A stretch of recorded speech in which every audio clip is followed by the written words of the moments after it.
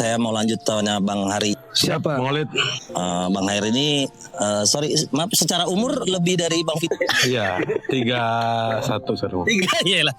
Ya kita nggak sebut juga angkanya, tapi aman ya. Masih pemuda Bang. Masih muda, oke. Bang Hari ini juga kan kalau Ane lihat aktif ya di beberapa kegiatan katakanlah sosial kemasyarakatan dan juga kepemudaan.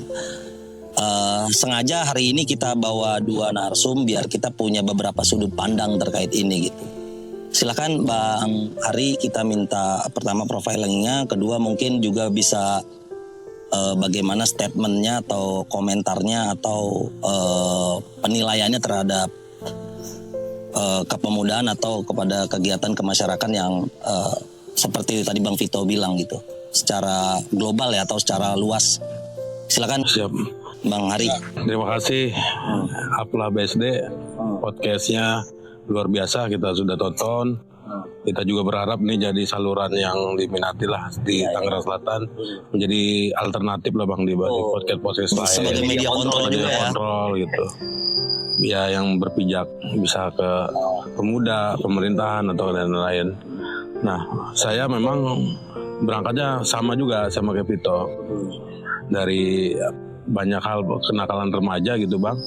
Memang pasca hari ini kita sebagai pemuda melihat memang ini ada ini Bang, pergeseran budaya kekerasan gitu. Jadi memang budaya kekerasan itu kan awalnya dari negara Bang. Budaya kekerasan awalnya dari negara. Dan rakyat itu meniru. Oke. Dulu kita pernah. Jelas ini kan. Ya ini kan mumpung masih bulan September ya Bang. Mencontohkan. Oke. Dulu di 30 September tuh kan ada. Itu kan aktornya negara Bang. Oke. Kudeta PKI. Akhirnya PKI yang dibabat sama tentara kan gitu. Artinya ini kan ada budaya kekerasan pasca 65 Dan dipertontonkan. Dan sampai sekarang kita bisa nikmatin. Ada penghormatannya, ada upacaranya, ada apa. Sama lah gitu. Artinya memang jangan salahkan masyarakat ya Bang ketika ada budaya kekerasan yang masih berlanjut. Nah, ini kan pelajar ini bagian kecil Bang. Iya. Itu kita tahu pelajar juga orang yang belajar sejarah juga belajar di sekolahan. Artinya kan punya imajinasi berkembang artinya gitu dan terbudayakan gitu. Dulu saya juga di waktu 2008 gitu masuk di STM, saya juga termasuk STM di Dayak Bang. Ya, memang budaya itu ada kan gitu. Jadi Bapak Hadi ini alumni Dayak ya. Kita tahu lah Dayak ya, rekam jejak sejarahnya ini agak ekstrim juga ya. Ekstrim kan gitu. Bukan hanya nama daerahnya Kampung Hutan gitu kan. Orang-orangnya juga sama Bang. Kita nih STM kan satu kelas cowok semua. Artinya nggak bisa imajinasi lebih Bang. Kalau imajinasinya sesama laki-laki apa sih Bang? Eksistensi kan. Betul. Siapa yang paling kuat, siapa yang paling jago gitu. Siapa yang kalau naik bis bisa sampai ke atas gitu kan. Nah gitu-gitu Bang. Butuh pengakuan. Awalnya kan dari situ eksistensi, terus ada referensi dari senior kan. Bahwa ketika lu jalan bergelombong gitu ketemu lain hadapin gitu. Menunjukkan kekuatan. Gitu. Kalau lu mau ke sekolah dijegat ya dilawan dulu gitu. Artinya kayak gitu-gitu Bang. Lama-lama tuh menjadi menjadi habit, kebiasaan. Nah selanjutnya nih Bang Hari Hadi ya. Menurut Abang, apakah sektor pendidikan kita ada hal yang akhirnya kurang untuk memberikan edukasi secara bahaya kekerasan ini mungkin bisa terus-menerus di generasi selanjutnya? Karena gini, dulu itu menurut Ane setelah beberapa tahun, mungkin 10 tahun ke belakang, itu memang generasi ekstrim tawuran luar biasa. Tapi kan sekarang anak-anak tuh sudah punya pengalihannya gitu. Banyak hal lah, mereka bisa olahraga misalkan ke futsal dan lain-lain. Atau ada sekarang lomba games Mobile Legends dan lain-lain gitu. Jadi apakah ini seperti apa gitu? Perlu nggak? Jadi kan Bang, tadi saya berangkatnya dari masyarakat ini memandang pemerintah atau negara hanya satu referensi gitu, satu saluran. Budaya pemerintah ya keras gitu, masyarakat jadi keras. Nah, gitu. Ini hari ini kan budaya pemerintah atau negara udah coba demokrasi alternatif. Ada keseimbangan, banyak referensi gitu. Artinya nanti juga masyarakat juga secara sendirinya gitu atau tidak langsung mengikuti Bang seimbang, saling terbuka, banyak referensi. Artinya budaya juga nanti ngikutin Bang, habitnya gitu. Artinya anak SM nih nggak perlu lu tawuran, lu jadi eksis gitu. Tapi ya lu bisa ikut futsal, bisa ikut pramuka, lu juga bisa eksis. Betul. Nah tinggal bagaimana ya negara mewadahi keeksisan itu Bang, memberikan ruang kan gitu. Kalau dulu kan saya rasa salurannya anak sekolah ya suruh sekolah aja. Tapi negara nggak fasilitasin tuh kebiasaannya dia, habitnya dia, yang suka ya gitu Bang jadinya. Jadi minor ya gitu. Jadi teman-teman yang masih suka tawuran itu mungkin ya dari Pito bilang kurang kesentuh. Aspirasi mereka nih belum. Oke, ini satu lagi. Kita balik lagi ke kalau pelajar itu kan kita berarti mungkin berkaca sama industri pendidikan kita gitu. Nah, dunia pendidikan kita terutama di Tangerang Selatan menurut ente sudah ideal atau belum nih? Mengingat kejadian seperti ini, tawuran dan lain-lain, ini masih terus gejolak ya. Itu segitu sudah dibantu dengan Tangsel Bersatu. Gimana coba Bang? Memang kalau untuk menihilkan. Soalnya gini Bang, Dinas Pendidikan itu sekarang sudah pendidikan dan kebudayaan. Nah ini makanya ini match nih. Bener kan omongan saya udah betul kan? Udah sesuai nomenklatur Bang. Nah, bisa. Coba. Jadi emang pendidikan sama kebudayaan itu nggak bisa dilepaskan Bang. Karena itu habit kan, habit masyarakat yang dididikan sama negara lewat sekolah kan gitu. Bahkan dari jenjang TK sampai perguruan tinggi. Ya alhamdulillah saya juga termasuk yang dari TK sampai mahasiswa juga kira-kira berpikir di situlah kita berpikir. Walaupun hari ini saya juga belum punya ijazah Bang gitu. Ijazah yang mana nih? Ijazah belum ditebus. Ijazah yang mana nih? Ijazah kuliah. Kuliah. Iya. Artinya iya. Itu kan fenomena Bang bahwa pendidikan kita hari ini liberal gitu Bang. Artinya ya siapa yang bayar gitu ya dapat pendidikan bagus. Iya, kalau lu punya uang lu dapat pendidikan yang layak gitu kira-kira ya. Yang layak semua aspirasi siswanya sebagai objek pendidikan terhadap ini Bang. Ada kursus lah, ada apa. Jadi siswa itu banyak aktivitas gitu Bang. Kalau kayak standar atau sekolah biasa gitu yang murah ya Bang ya. Contohnya di STM Dayak gitu. Ya udah guru tuh punya kewajibannya sekolah aja sampai kasih mata pelajaran aja. Tapi yang lain-lain itu nggak difasilitasi. Nyari sendiri di luar. Nyari di luar. Makanya kita nyarinya tawuran gitu kan Bang. Kan kira-kira gitu. Nyarinya gitu. Jadi kalau dipinta pendapat kualitas pendidikan Tangsel ini selama gayanya masih sama ya jangan berharap ada kebudayaan yang lebih baik gitu Bang. Artinya harus ada guru tuh punya kreativitas Bang ngajar anak gitu. Nggak hanya kasih materi, praktek, ujian, dapat nilai.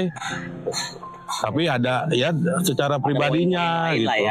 Ada pribadinya yang dibangun. Lu sukanya apa? Futsal, sukanya badminton. Nah itu difasilitasin Bang. Tapi juga gini Bang, banyak ya hari ini tanda kutip ya masuk sekolah negeri tuh mahal Bang.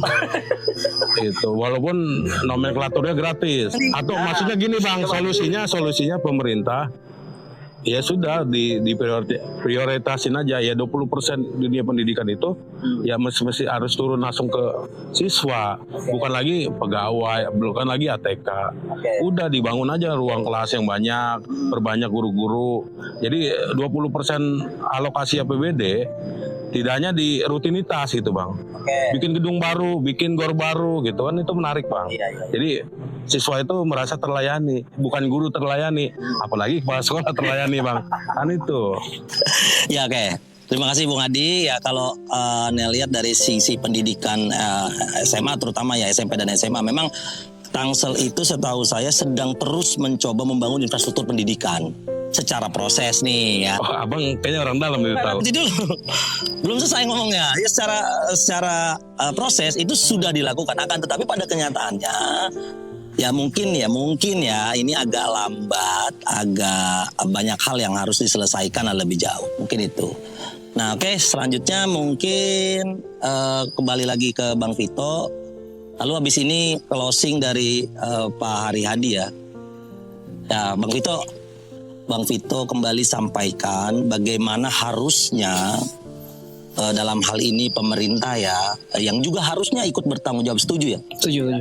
Harusnya ikut juga bertanggung jawab, maka pemerintah harus lebih aware terhadap kasus-kasus pelajar ini. Mereka mau diapain? Dan kalau saya mau coba bahas lebih dalam, ada dulu pernah kasus soal, sakut agak tersinggung ya, soal pelecehan seksual atau apa itu di sekolah tuh, di beberapa sekolah. Ini luar biasa menjadi isu nasional, isu yang sangat menurut gua ya nggak pantas lah untuk sekelas kota cerdas, modern dan religius gitu. Ini artinya pemerintah harus bertanggung jawab. Lalu menurut Bang Vito sebagai pelaku komunitas Tangsel Bersatu, seperti apa pemerintah seharusnya, dan lalu mungkin closing statementnya seperti apa dari Bang Vito? Silakan. Oke, jadi terkait tadi yang abang bilang yang terkait hal yang pelecehan seksual ya bang, tahun kemarin dari sempat rame sampai jadi isu nasional itu. Nah di situ juga mungkin menjadi sesuatu yang menurut saya ini teman-teman pelajar udah nggak bisa dibendung kemarahannya, sehingga daripada nanti kemarahan itu menjadi sebuah kegiatan yang negatif. Nah pada waktu itu kita melakukan konsolidasi bang, kita melakukan konsolidasi untuk tujuan mengadvokasi. Akhirnya kita satuin tuh teman-teman pelajar nih, teman-teman pelajar satuin semua, lalu kita tinjau ini korbannya ada berapa dari sekolah mana aja, kita satuin di sini, kita melakukan aksi di depan kantor wali kota. Oke, terkait pelecehan seksual. Oke. Tapi itu kita bungkus juga, kita bahasnya bukan pelecehan aja bang. Oh lain-lainnya. Ya, jadi kayak misalnya ada permasalahan apa aja kayak ada turunannya kayak, cuman kita tetap poinnya itu ya pelecehan seksual tadi, terus kayak tawuran pelajar. Kita tujuannya tuh ke dinas pendidikan nih. Berarti kan artinya hari ini kalau misalnya memang ada kasus pelecehan seksual yang terjadi di lingkup sekolah, berarti kan ada yang nggak beres nih di sekolah, di pengawasannya seperti apa, kontrolnya seperti apa. Padahal yang kita tahu kan dari setiap sekolah itu yang saya tahu itu ada yang namanya tim satgas. Tim satgas yang untuk apa ya, itu P3 kenakalan gitu kan, ada satgasnya kan dari Kemdikbud tuh ada. Tapi kan itu nggak berjalan gitu, maksud saya kan kalau misalnya itu berjalan harusnya ini nggak terjadi. Betul, ada pencegahan. Ada pencegahan. Yang sangat disayangkan lagi ini kan beberapa kasus ini kan yang menjadi isu nasional ini kan yang dilakukan adalah dari gurunya sendiri. Betul. Isu nasional ini yang menjadi ini lebih parah karena ini bukan siswa ke siswa lagi, ini karena guru ke guru. Nah artinya berarti ini ada masalah di dalam internal pihak sekolah-sekolah tertentu gitu kan bang. Makanya akhirnya saya melakukan advokasi, teman-teman akhirnya sepakat untuk melakukan aksi. Akhirnya kita menuntut dinas pendidikan Kota Tangerang Selatan untuk membenahi gitu bang, apa yang menjadi masalah selama ini di dinas pendidikan gitu bang. Nah ada respon? Alhamdulillah ada, cuman nggak digubris gitu. Ya udah gitu, kayak angin lewat aja gitu kan. Kita udah sempat untuk. Tapi ada yang dipidanakan setelah itu. Setelah itu kan kita, karena kan ada tersangka, ada korban kan, harusnya kan ada yang dipidanakan ya, kira-kira gitu ya. cuma sangat disayangkan ya bang, karena pihak-pihak keluarga korban ini sebagian ini nggak mau gitu bang sampai kasusnya benar-benar kayak kita bikin laporan ke polisi gitu. Akhirnya kasusnya di stop. Tetapi itu yang jadi goalsnya adalah bahwa guru-guru tadi ini yang terlibat isu yang pelecehan seksual segala ini udah dicopot semua bang. Dicopot dari dinas pendidikan gitu kan, dipecat dari sebagai guru. Ya itu menjadi poin goalsnya aksi dari itu ya itu. Jadi tujuan kita tuh ya semoga aja, kita berharap juga nggak ada kejadian-kejadian seperti ini lagi, karena ini udah mencoreng marwahnya pendidikan gitu. Kalau sampai ini terjadi di dalam pendidikan, apalagi pelakunya adalah oknum-oknum guru gitu yang melakukan ini, kan menjadi mencoreng gitu bang, mencoreng marwah pendidikan. Bagaimana teman-teman pelajar ini bisa bergerak, bisa berkembang, bisa berinovasi kalau misalnya sistem pendidikan di dalamnya aja kayak gini, kayak gitu, itu kan nggak benar gitu bang. Maka dari itu ya kita sih berharap ya semoga ada program-program pemerintah atau dinas pendidikan yang benar-benar memfasilitasi gitu bang. Jadi saya berharapnya program-program ya tolonglah ini teman-teman ini mau dibawa kemana. Jadi kita harusnya kan sekolah ini kan kita fokus gitu bang ya. Kita kayak contohnya sekolah kan kita cuma dikasih mata pelajaran tadi yang seperti Bung Hari bilang kan. Tapi pemerintah nggak memfasilitasi gitu kan. Ya sehingga teman-teman pelajar ini yang mempunyai yang jiwanya merah putih gitu bang. Yang ini gue aktif bergerak nih, nggak bisa diem aja nih. Maksudnya gue orangnya nggak bisa diem gitu, pengennya kegiatan terus. Nah, cuman karena nggak ada kegiatannya, akhirnya melakukan hal-hal negatif tadi. Ya itu harapan saya sih begitu. Semoga pemerintah melihat apa yang menjadi masalah selama ini di lingkungan pendidikan, agar kedepannya next memberikan ruang untuk teman-teman gitu. Jadi selain anak-anak tuh sekolah selain dapat ilmu, harusnya mereka secara mental gitu ya, secara spiritual mereka bisa dapat lah di sekolah gitu. Jangan cuma ilmu gitu. Karena kalau kita lihat ya mungkin sekarang anak-anak belajar lewat Google aja juga bisa kan, semua bisa terjawabkan. Cuma kan pikiran mereka, hati mereka harus juga ketika lulus mereka punya kekuatan yang lebih gitu dari sekedar ilmu pengetahuan. Mungkin itu. Selanjutnya silakan Bung Hari secara garis besar pertemuan kita siang ini mudah-mudahan menjadi bagian dari proses pergerakan yang positif ya untuk semuanya bagi pendengar Aflah BSD dan juga buat kita secara pribadi. Silakan Bung Haryadi. Ya Bang, nggak bisa terpisahkan Bang ya antara pemerintah dengan masyarakat, sekolah dengan siswa kan gitu. Saling sinambungan. Ya kita berharap arah pembangunan Kota Tangsel itu bukan hanya mengalokasikan anggaran ke pendidikan, tapi setiap SKPD itu punya roh pendidikan Bang. Oke. Misalkan pembangunan infrastruktur tuh ya harus punya roh mendidik gitu.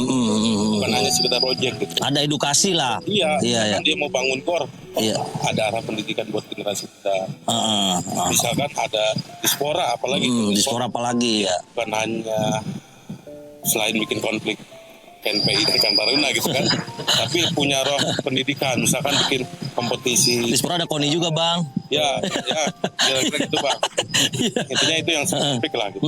Tapi ada roh pendidikan. Pendidikannya apa ya? Bisa link and smart dengan sekolah, bikin festival. Iya.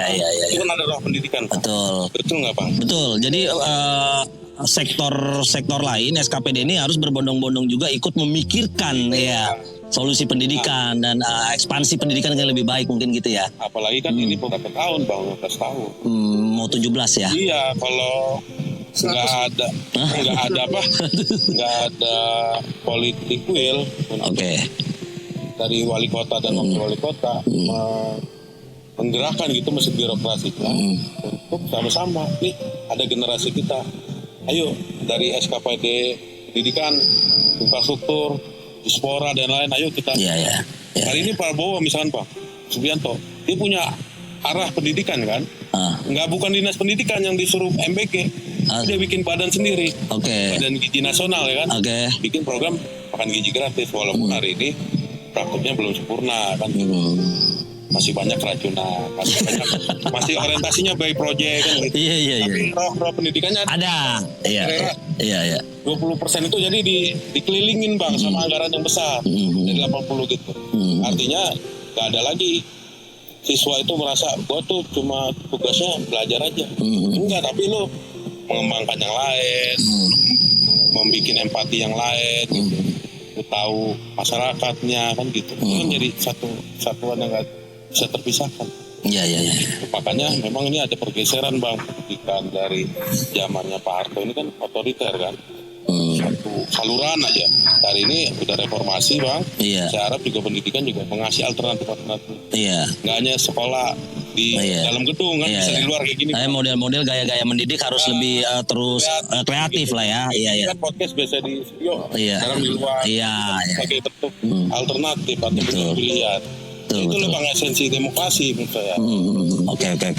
Terima kasih Bung Hari.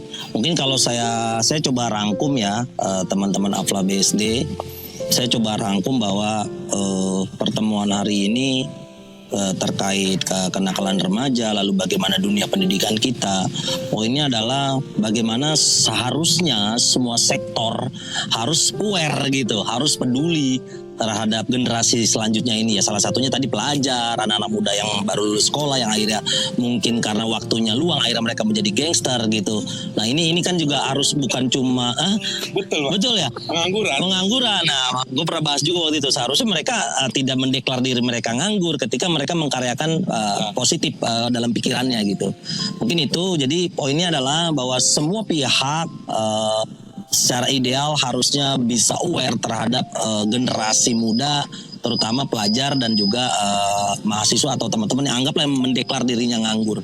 Jadi harap juga Bang Leoni juga mengkritik itu. Oh Leoni mengkritik juga, oke. Pelanggaran pendidikan. Oke. Satu orang Leoni itu bisa membuat ribut pemerintah kota ya. Kira-kira Mbak Leoni harus statement apa lagi besok? Izin.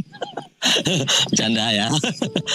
Tapi memang ini ya kalau gue perhatiin juga bahwa pemerintah kita harusnya jangan lagi anti kritik gitu. Maksud gue apapun masukan atau kritikan dari masyarakat didengar lalu menjadi bahan koreksi gitu. Jadi jangan selalu sensitivitas politik yang ditinggikan gitu. Tapi hari ini faktanya memang gitu, Bang. Justru itu Kita hari ini anti kritik. gimana ya gue bilang ya, oke gue setuju soal itu karena gini, banyak hal ketika kritik itu masuk tidak kita diskusi dengan baik itu untuk asli klarifikasi itu kan perlu ya, misalkan apa sih lu bilang gua apa, lu bilang gua ini, oke maka obrolin yang sebenarnya yang terjadi ini, jadi tidak menjadi berita itu tidak liar gitu, apapun hal-hal isu-isu dan lain-lainnya gitu. Mungkin itu ya, saya sebelumnya kayak ini agak menggebu-gebu Bung Vito. Nanti kita boleh bahas yang lebih tajam lagi terkait kota yang sama-sama kita banggakan ini di episode yang lain mungkin ya. Sebelumnya saya ucapkan terima kasih buat Bang Vito sudah hadir dari Setu dan Bang Hadi. Terima kasih yang sebesar-besarnya waktunya untuk pagi atau siang ini. Mungkin segitu aja kepada semua pendengar Afla BSD. Semoga bahan obrolan kita bisa menjadi menjadi awareness buat kita bersama, kepedulian kita bersama untuk kota yang sama-sama kita banggakan. Terima kasih. Wassalamualaikum warahmatullahi wabarakatuh.